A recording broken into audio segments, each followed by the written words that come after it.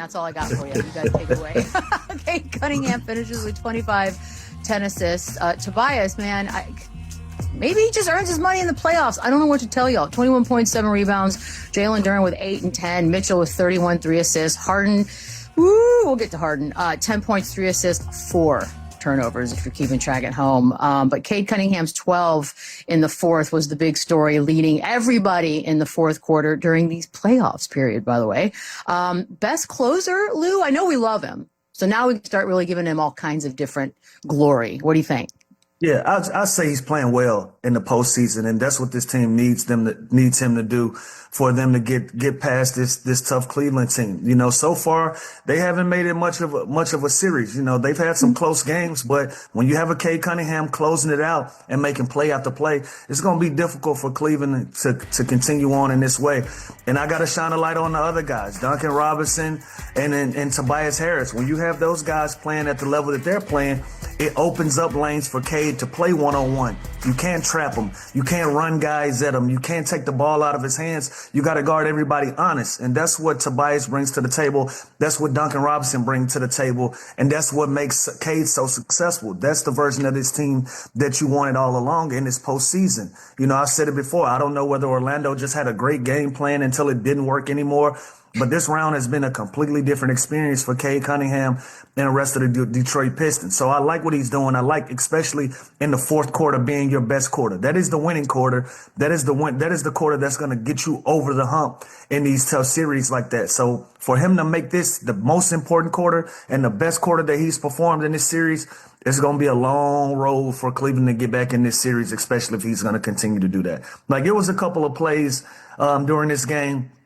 Dennis Schroeder, who's usually like 90% of the time is a really great defender. He just looks small against Cade Cunningham. He just looked undermatched. And then when he faces up, when he plays at the free throw line and all of that, it's just a tough cover for everybody. So is he the best closer in the game? I'm not sure. But right now, that's what you need from your team. He's absolutely doing it for his team and his group right now. Yeah, listen, Cade Cunningham has been unbelievable. It's hard to say he's the best closer when SGA is winning Clutch Player of the Year, and they just barely have to close out games, though. You know what I mean? Like, when the game is tight, SGA is probably the best closer in the game. They just blow everyone out, especially in the playoffs. They haven't had really many close games at all, if any. But Cade Cunningham is so elite down the stretch. He's so dynamic. He can score in so many different ways that it almost doesn't even make you think about them not having that actual second option that we've talked about all season long, because they play such good defense. They're so tough. They keep it close, and then they just put the ball in Cade Cunningham's hands and let him do what he's been doing all season long. And that's get to his mid-range, get to the free throw line, get downhill and get to the basket, or make the right play. And he was a little careless with the ball in the first series. Now he's cleaning that up a little bit in this series against Cleveland, but he's been unbelievable for them. And like Lou said, those other guys, they've really stepped up. Even Jalen Duren last night, you know, he only had 8 points, but I love the fact that he was kind of getting this bag and he was being aggressive and he was making Evan Mobley guard him at the top of the key and kind of trying to get downhill on him too. So all these other guys have stepped up. Cade Cunningham has been, you know, let's say he's the second best closer or third best closer behind a Jalen Brunson or a SGA. Like, there's so many great guards. But, man, he has been unbelievable to where we don't even think about that second option come crunch time because the ball's in his hands and you know what he's going to do with it. Well, that second option is there. Let's talk about it. Let's get into Tobias Harris. Say it. Yeah, let's get into Tobias Harris. We've talked about it. Like, I've said it. They went out and got shooters. They didn't go get scores. These last 7 games, Tobias might have heard me. He said, "Bullshit, Lou Will. I'm a scorer. I'm a scorer." You know, before this run in 7 straight 20s, he hadn't had a stretch in this season where he's had back-to-back 20s. But if you're gonna find a time of year to turn it on and turn it up for your team, this is the time in the postseason. I love what Tobias is doing. He's not settling at the 3-point line. He's not settling for jump shots. Even the jump shots that he is taking, he's 10 to 12 feet from the basket. He's driving it. He's being aggressive. He's asserting himself in the offense.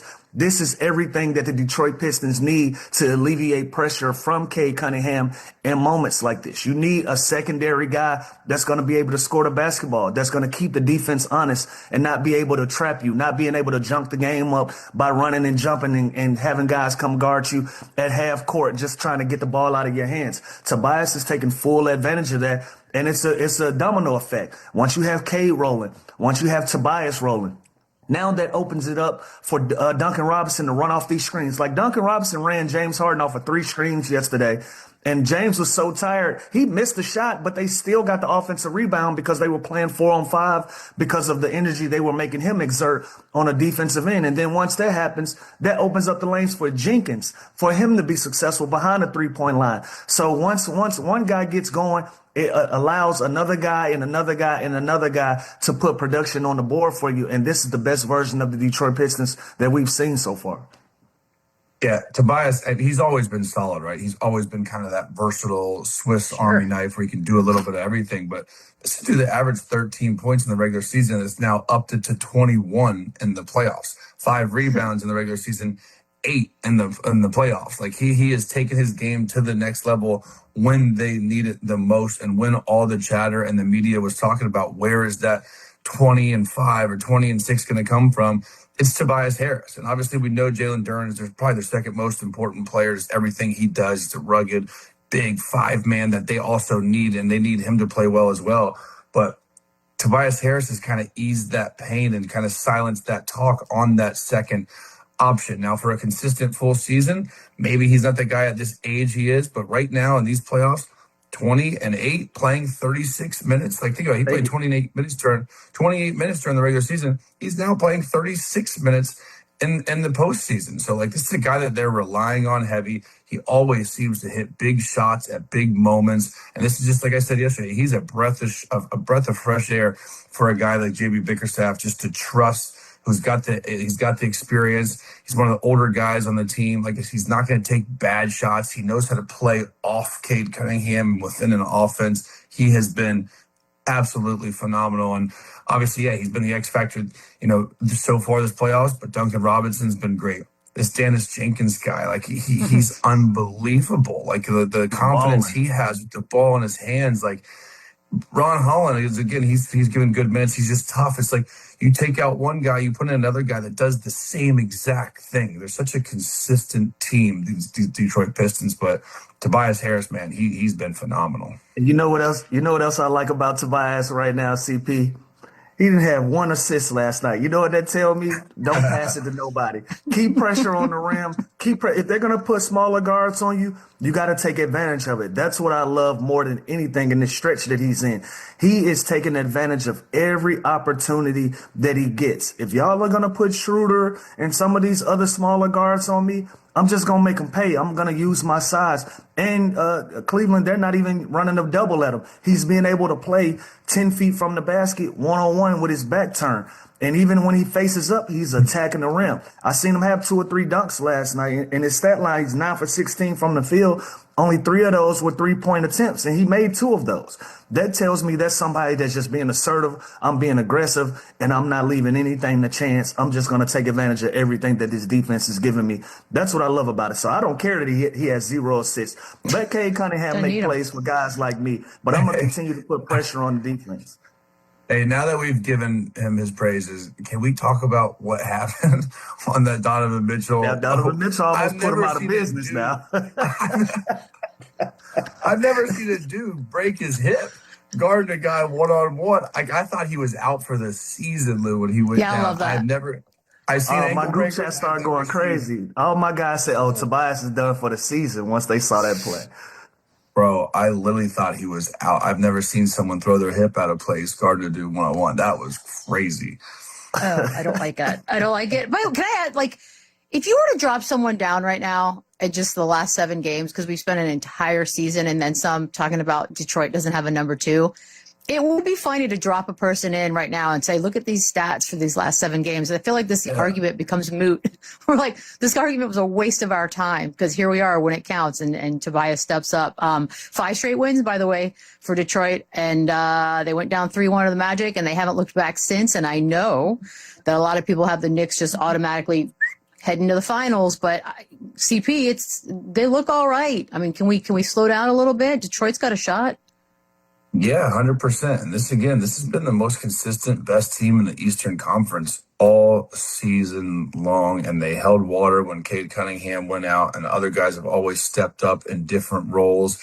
And now going to a game 7 against Orlando Magic, I think that brought them closer together, and I think they got the hard part. Not that there's going to be more, not that there's not going to be more hard parts coming up, but they had a really tough, humbling experience and series in that first series where Orlando tested them, and we talked about bad matchup, this and that. They still overcame a lot of adversity in that series to pull out that win and to do what they did in game 6 on the road and go and blow them out and get the chance to even go back to a game 7. That's a huge growing moment for this team, just to be tested so early.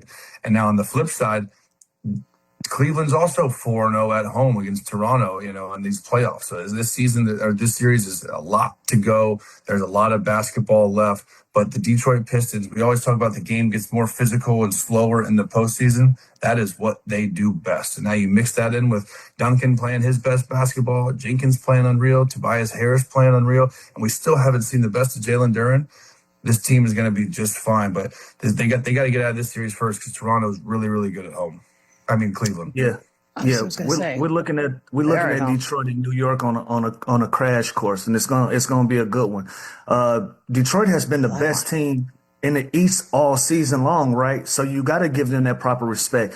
It did look shaky against Orlando when they went down 3-1, but they found something, and they found something that worked, and now they're playing lights out. They won 5 in a row. You flip over to the New York Knicks side.